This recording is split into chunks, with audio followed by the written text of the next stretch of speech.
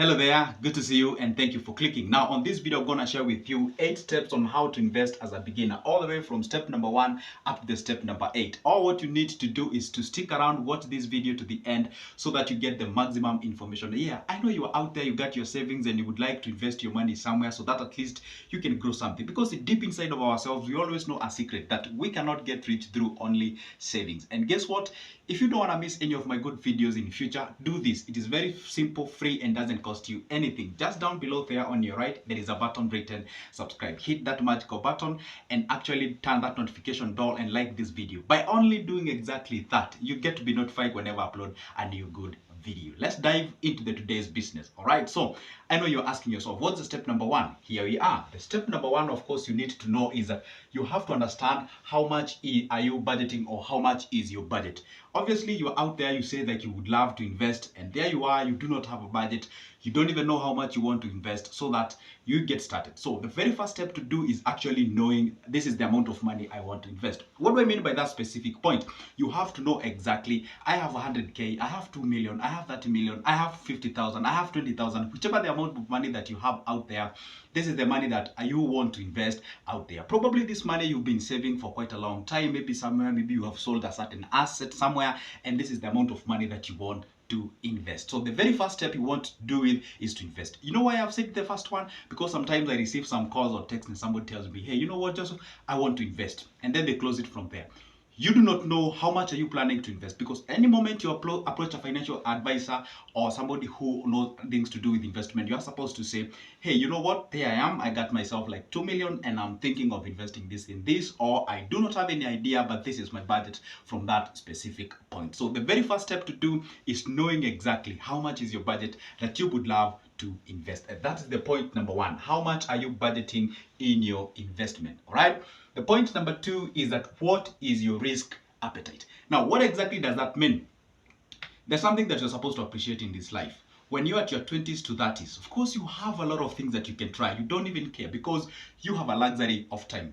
Okay, so the point is this: the way you can advise somebody who want to invest at their 20s is different from how you can advise somebody who want to invest at their 50s, their 60s, and henceforth. You know why? The younger you are, the higher risk appetite you can have. You know why? Say you have like your 50,000 out there and you're at your 20s. Do not try to find out the best investment that you can be able to make, like you really want to get everything right because you don't want to lose the money. Yeah, I understand. Nobody deserves to lose the money, whether you are old or you are younger. That's a reality and that's a fact. So what I mean by understand your risk appetite is this: of course, when you're at 20s to 30s, you are allowed to try as many things as you can. When you're at your 30s to 40s, try to follow somebody who knows something, learn from them, and acquire yourself either a skill or a certain business or a certain investment that you understand it better. You know why? Because once you hit your 40 to 50, at that particular age bracket, you're supposed to do exactly what you understand. Time is not on your side. The risk appetite is on your side. Probably you have your kids are into high school, and by the time you're hitting your 50, you're about to marry your kids and you're about to become a grandfather or grandmother and that kind of a thing. So the point is this: you have to understand your risk appetite. And the risk appetite here goes in 2 ways. Number 1, it goes towards how much can you be able to accommodate in terms of a loss. All right, bearing in mind how old are you in terms of time and such kind of a thing. Number 2, you have to understand exactly who actually are you in terms of investing. Are you this kind of an individual who you operate under fear? You fear losing your money. You're out there, you actually fear investments and such kind of a thing. Or are you this kind of an individual who says whatever an idea is shared with you, you don't even hesitate, you tap the idea, you actually generate something out of it? So define this risk appetite in 2 ways. Number 1, define it based on your time, or rather in terms of your age. Number 2, define it in terms of your main character that emanates inside of you. And perhaps a parting shot on this point is this: if you realize that your fear of losing money surpasses the urge of making it, you do not have a business being in business. That's the reality, all right? So we go to number 3. Do you want to invest or start a business? This is a very simple question that people do not understand what's the difference between the two terms. You have to know exactly the difference between those two things. What do I mean? There's a difference between a business and there is a difference between a business, or rather an investment. One of it, you're working for the money, and the other one, money is working for you. Okay, what do I mean by this point is this: like when you're investing your money, that is a situation where the money is working for you. Say you go out there, you buy your shares, You do nothing. You just relax and you get your dividends semi-annually or both of those two times. You go out there, you put your money on treasury bills and bonds. You do nothing about it. You don't have to wake up early in the morning to go to the business. No, you buy your bonds and you relax and you get your dividends at the end of the 6 months. All depends if you bought your bills or your bonds. If you invest on Sacco shares, the same case applies. You do nothing about it. And guess what? Once you get yourself into investment, that's a situation whereby the money is working for you. All right. You don't have to engage yourself actively into that investment so that you get money out of it. All right. But when you get yourself into business, at this particular point, you have to work for your money. Say you want to go out there, start yourself a salon or a cosmetics or whatever the business, a conventional business that you know that is out there. That means you have to show up each and every day, each and every time. You have to make yourself calls. You have to think and think and think about that specific business. Now, this is the sweet part of this particular point. When you invest your money, it has low risk and also has low returns. You have to understand that. When you do businesses, it has high risk and also has high returns. All right. So that's the reality and that's the difference between those 2 points. Now we go to point number 4. And the point number 4, are you starting what you know you're passionate about, or you've already seen something that is moving and you want to start a business over it? What do I mean by that particular point?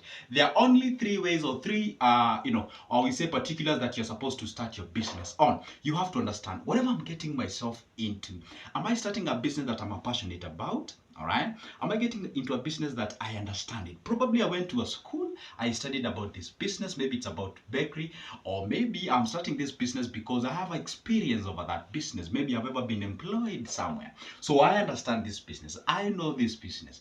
Or are you starting a business because there you are, perhaps you're surrounded by a highly constructing area, and there you are, you've seen an opportunity in this type of a construction, and you're like, hey, guess what? I'm gonna grab myself into this and maybe start selling cements, maybe doors, maybe whatever the thing involves in construction. So it all depends what motivates you or what's the reason behind you starting that business. So it can be into 3 areas. Number 1, you can start on what you understand. Number 2, you can start exactly on what you studied in university or schools or something or sort. You can invest into what you're passionate about. Most of the people do invest in the business that they're passionate about it.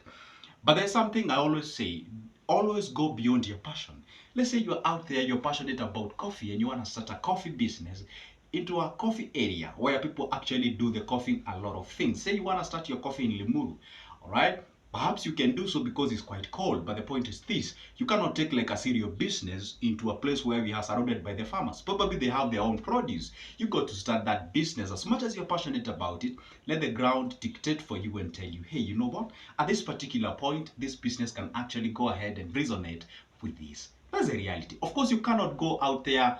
Let me not give that example. You guess where I was heading, all right? So the point is this: get to understand that you have to know what the ground is saying and what exactly it resonates with that specific business. Because otherwise you can get yourself into a business saying, hey, you know what? This is a thing, all right? But then get yourself into a problem, all right? So how about you go to the next point? Good. Point number 5, get a business plan or an investment plan. Yeah, you have to. Yeah, this one you cannot ignore it. You have to get yourself a business plan. Basically means that you have to outline how you're gonna use that amount of money. Yeah, you did tell me you have your 2 million. This is the money that you want to invest. Now, how are you gonna do exactly that? What is needed where? You get what I'm saying, right? Say you wanna start yourself a hardware.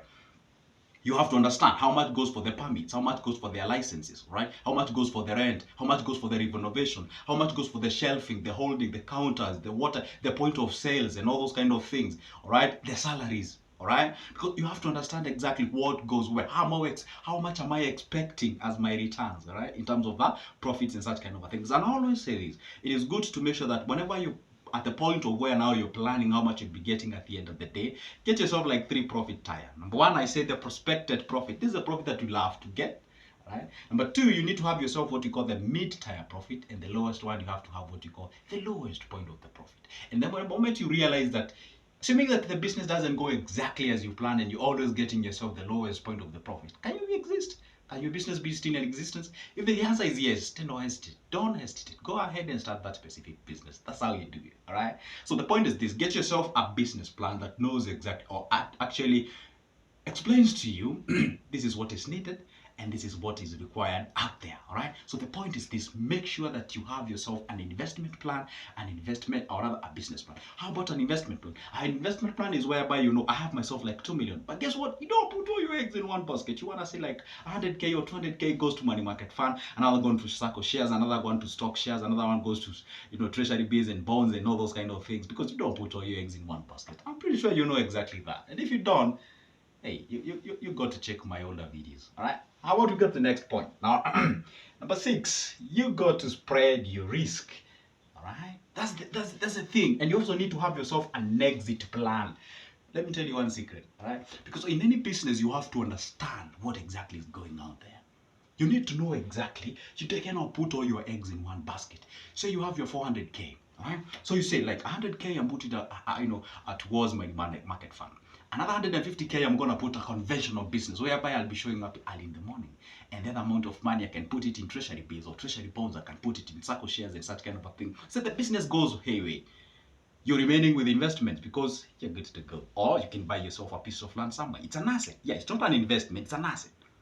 It doesn't appreciate in a crazy way, but it's an asset somewhere. You can liquidate it, although it's not like easy to liquidate that specific asset. But at the end of the day, you know very well, hey, you know what? At the end of the day, if something goes south, I have something that I can do because I got sell myself an investment somewhere. All right, good.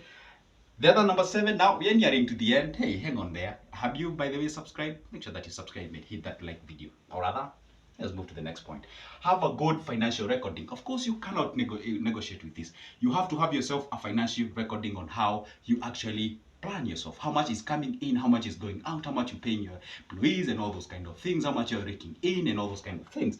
And the last one but not the least is that have a plan for expansion and scalability. The only way you can grow, become wealthy, and become a rich individual is to scale down your business.